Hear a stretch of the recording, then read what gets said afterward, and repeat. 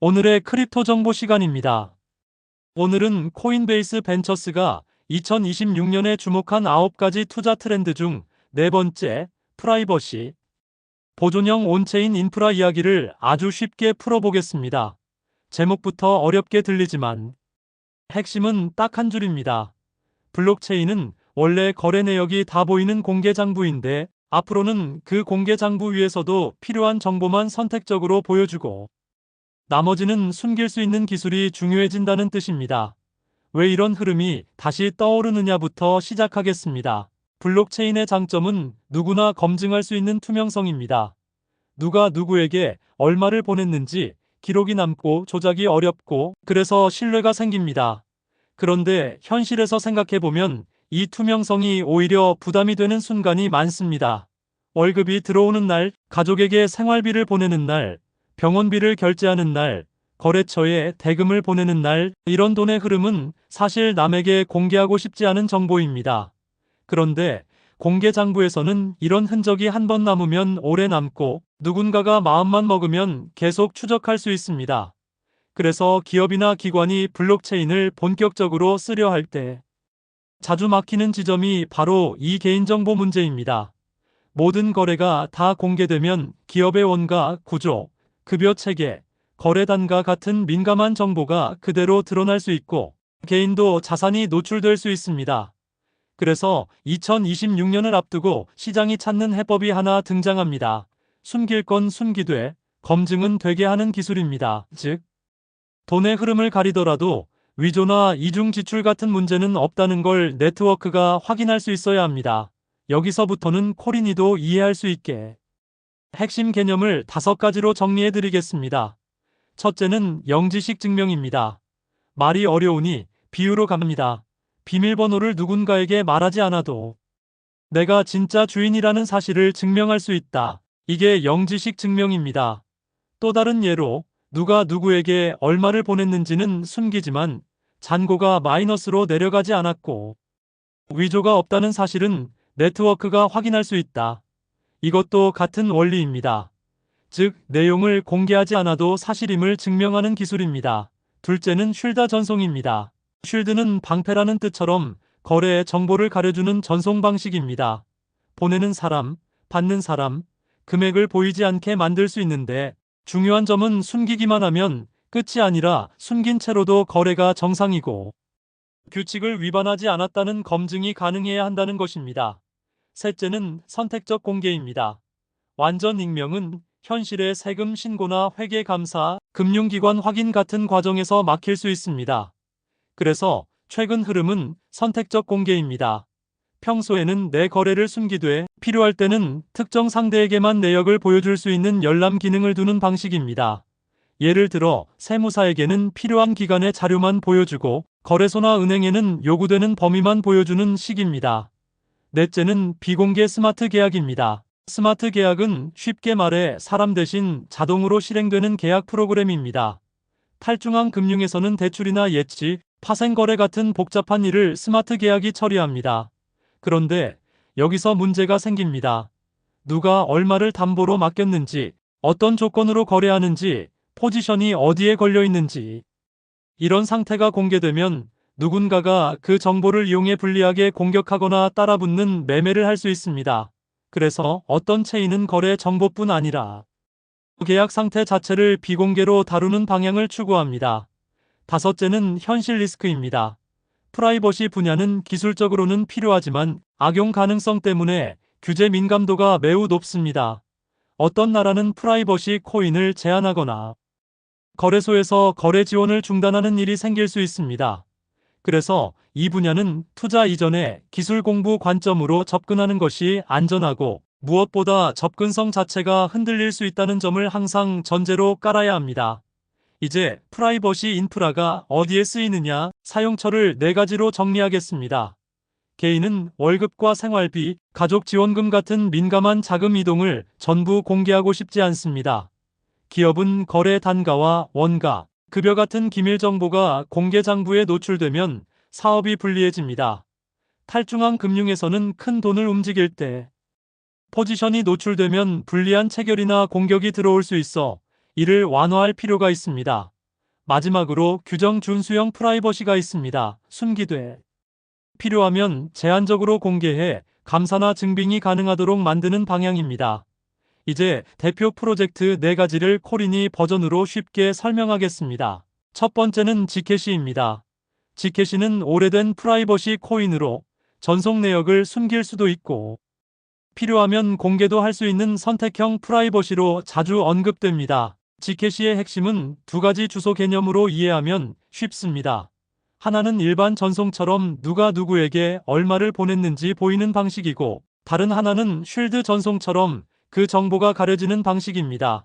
쉴드 전송은 영지식 증명 같은 기술로 거래 내용을 숨기면서도 위조가 없다는 검증을 가능하게 합니다. 그리고 지캐시가 자주 언급되는 이유는 선택적 공개 개념이 있기 때문입니다.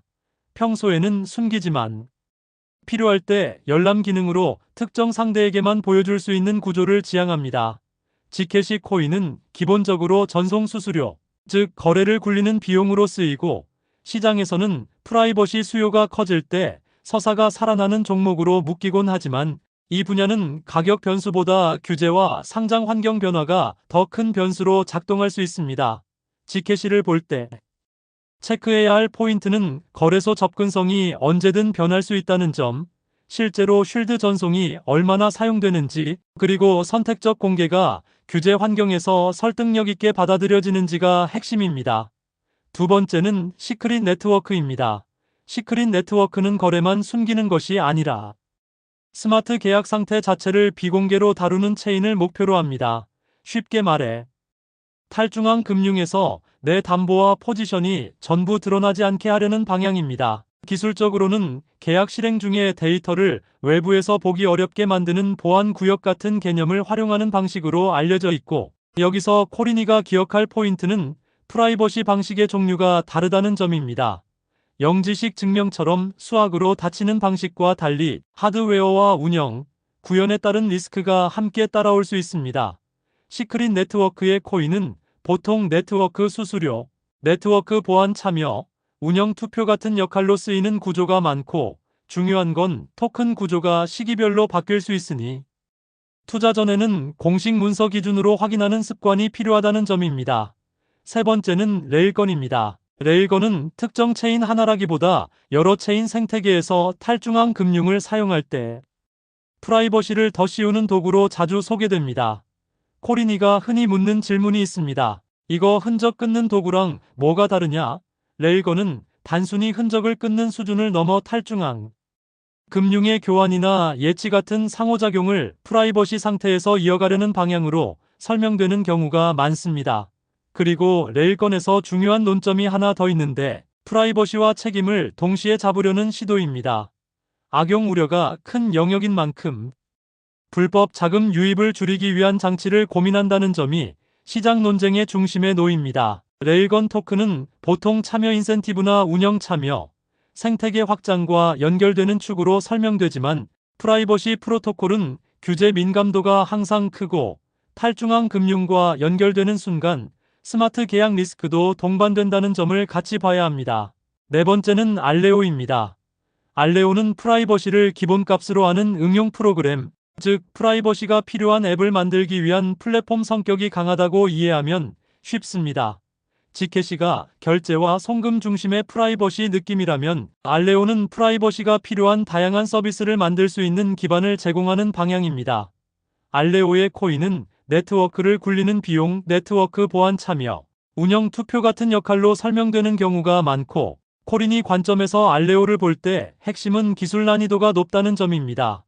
개발이 어렵고 생태계 확장이 예상보다 느릴 수 있으며, 규정 준수형 프라이버시가 실제로 채택되는지가 관건이고, 초기에는 사용자와 개발자 유입, 앱 수와 거래 활동 같은 지표가 무엇보다 중요합니다.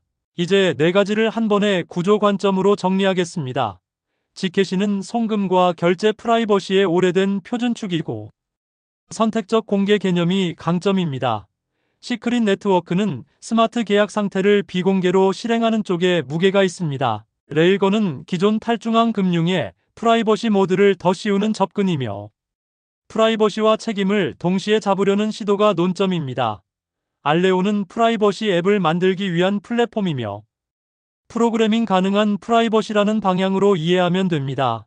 여기서부터는 투자 관점이 아니라 공부 관점에서 가격보다 먼저 봐야 할 체크리스트 7가지를 읽어드리겠습니다. 첫째, 이 프로젝트의 프라이버시는 송금 중심인가, 스마트 계약과 앱 중심인가?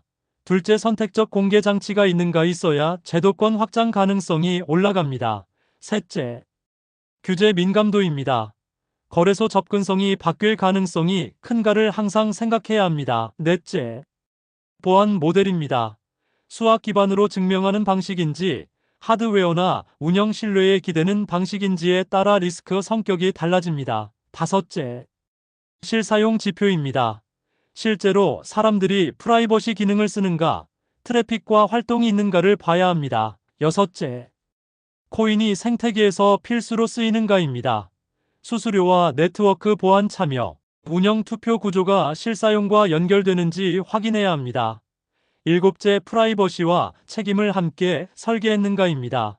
악용 방지 장치가 있느냐가 채택과 규제, 공존에 영향을 줄 수 있습니다. 이제 결론입니다.